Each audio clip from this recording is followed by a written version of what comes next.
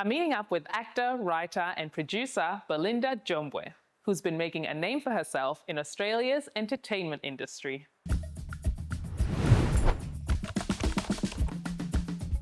Hi, Belinda. Hello. So good to have you here Thank you today. for having me. You were born in Australia, but when you were really young, you and your family moved overseas. Yeah. And then you came back. We lived in South Africa and then we came back to Australia. At that time, we moved back to Perth.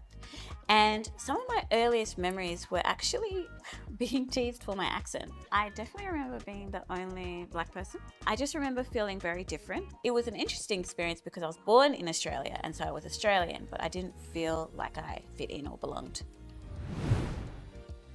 What helped you adjust to life in Australia? So we're very much welcomed.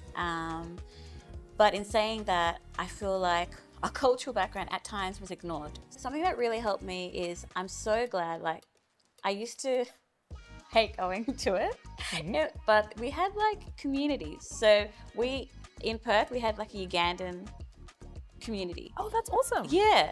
And it was you could actually still embrace your culture. So I feel like moving to Australia, don't feel like you have to lose your cultural background because your cultural background is a part of who you are. But then we also had things where we celebrated the Australian culture as well. I'm not gonna lie, there was definitely things that I struggled with. So the main thing is, I guess, my existence as a person. You realize that representation and also access to things that you think are simple, if you don't have access to them, your identity really gets shifted. So things like makeup or being able to do your hair, or even just seeing yourself on TV or on screen, even just feeling attractive, like beauty standards. When you're surrounded by a lot of people who are, predominantly white, is where I grew up, you start to think, oh, my hair's too curly, my skin's too dark, my nose is too big, my smile is too big. Things that are so beautiful and I guess stereotypically black, you start to question and you try to conform to the standard of beauty that you'll never be able to achieve. Was there anything you wished someone would have told you before moving to Australia, that time when you kind of came back from South Africa? I think not to be so shaken by people's perception of who I am. I would have just switched off the noise of constantly trying to compare myself to other people. I'd also say it takes time. So don't feel hard on yourself if you feel like you're in between two worlds. Yeah, I hear you. It's kind of like, where do I belong? Yeah, ask me what's your background? And I'll be like, ooh, where are you from? Oh my goodness me. Then you got to open the whole book of okay, so I Exactly. was born here, but then I moved here, but then I came my here. goodness. Talk It's about stressful. Yeah, and so that question is always going to exist. And so just become more confident in who you are. And I would say that if you're feeling any way, talk to people about it. Because if I had spoken to other people, I'm sure that there would be similarity in that experience and I wouldn't have been struggling by myself. You have had a successful journey in the entertainment industry. Theatre, television, film. Was it something that you always wanted to do growing up? Yes, it is. But so my dad, he grew up in poverty. And so education was the ticket to success. And so he actually got a scholarship to study in Australia. Oh, awesome. Yeah.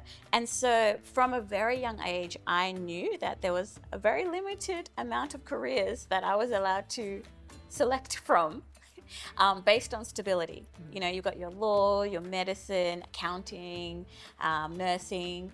I've always had a creative mind and an imagination. From when I could start working, which was 14, I would save up my money and work in the holidays to do holiday acting programs. So I got a really good UAI, and then as soon as I did, within 2 months, I moved to Sydney.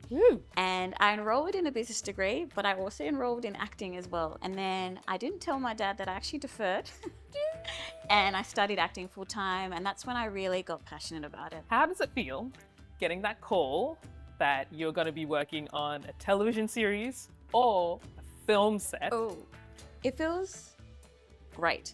There's so much rejection in this industry. There's more rejection than success.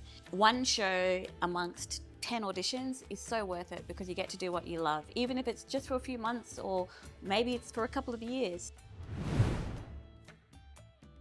What is it like Yeah. navigating Australia's entertainment industry as a Black woman? First off, I honour and I just cherish the Black women in this Australian acting industry because it's not easy. We have to navigate and put on a lot of hats. We have to navigate stereotypes that have been placed upon us. We have to even just navigate limitations in roles. I also think about how when I go to set, I've got to navigate, are they going to have my makeup? So a common thing with Black people, particularly Black women, is that we always bring our makeup to set. We always bring an extra brush, an extra comb, because there's been so many instances where my existence as a Black woman has not been Accounted for? No, it hasn't. And you think, oh, you've seen my picture, but you don't have my makeup. You don't have a comb for my hair. You don't have cream that suits my hair. Yeah, you want to go to set and you want to feel like I can just focus on my job.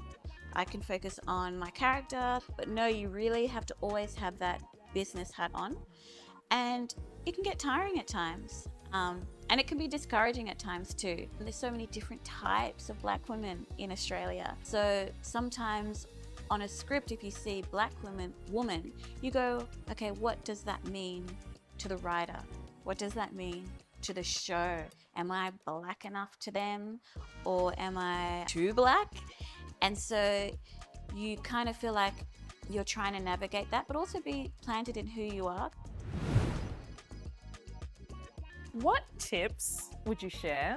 I know you've just had, just a few now. What tips would you share with other new African migrants about adjusting to life in Australia? Don't let where you live define who you are, or even what you're comfortable with. So I would even say challenge yourself and expose yourself to different people. Another one I would say that's really important is learn about the history of Australia.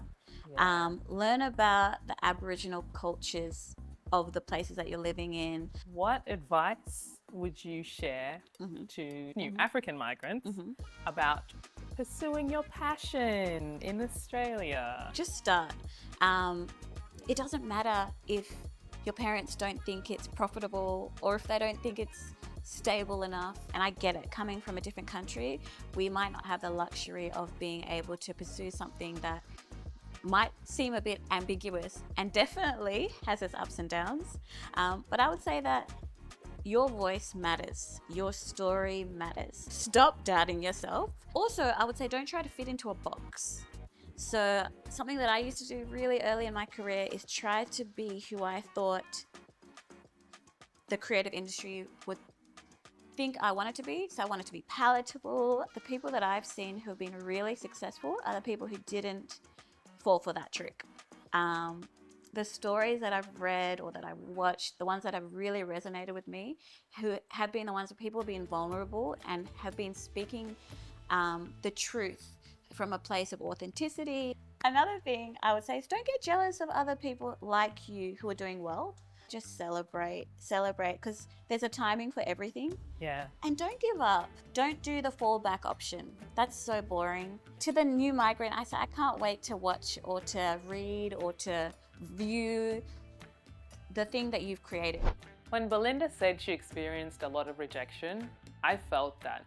There will be so many times when you face rejection or people may underestimate you, and it hurts. Keep going, because that one yes is all you need. That's it for this series. I hope you enjoyed hearing from Belinda.